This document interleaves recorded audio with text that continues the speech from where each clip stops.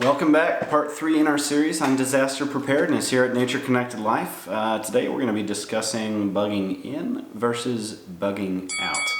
I think back in the 2007 to 2010 range, all I could hear about was bugging out. Everyone was talking about bugging out, having their bug out bag ready with their paracord and their lighter so they can have a fire out in the woods and hunt their rabbits and stuff. And maybe the idea is novel.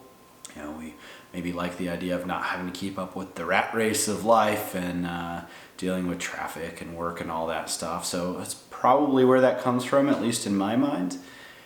I think though in recent years, cooler heads have prevailed in terms of practicality. I want you to think about bugging in versus bugging out. Which one would you pick, just with what you've heard? I know I probably would have picked bugging out until 2012. That's just all I heard about. I didn't know anything better. I didn't know anything else.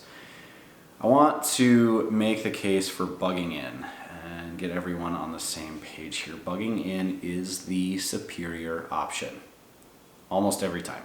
All right. You have, just to go through the benefits here, you have far more supplies if you stay where you are, right? If you stay home, you've got way more than you can carry in a bag with you.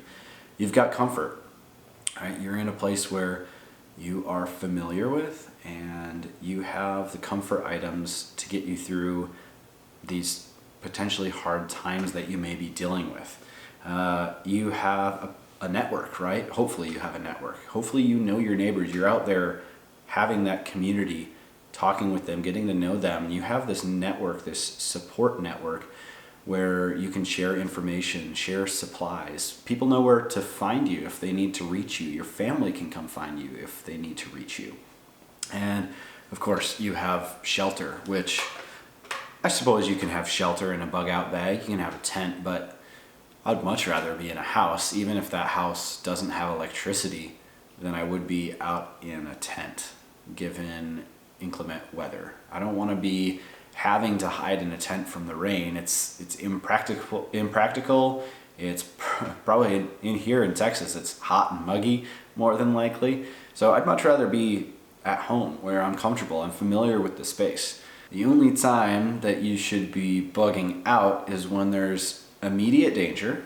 So there's a fire, a flood that you have to get away from, or it's going to become not safe in a time where you need to either get away now in anticipation of that, it's absolutely coming, or it may come at a time that's inopportune for travel.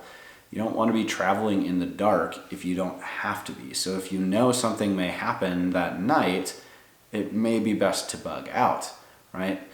You don't want to be trying to deal with covering uneven terrain or even known terrain in the dark. It's just better to be able to see. So bug in over bug out almost every time. So think back to part 2 of our series, that mindset, that philosophy, and preparing for these situations. You need to think through each one of them and decide, is this a bug in? Is this a bug out? And can that change? Is there a time during a scenario like that it may flip, that you need to, while you have been bugging in for a bit, now you need to leave? Think through that, make that decision ahead of time so that you can complete that OODA loop as fast as possible. We'll see you guys next time for part 4. We're actually going to dive into the details of what is good to do when bugging in, and part 5, what is good to do when bugging out. I hope you'll join us. Thanks for watching Nature Connected Life. We'll see you next time.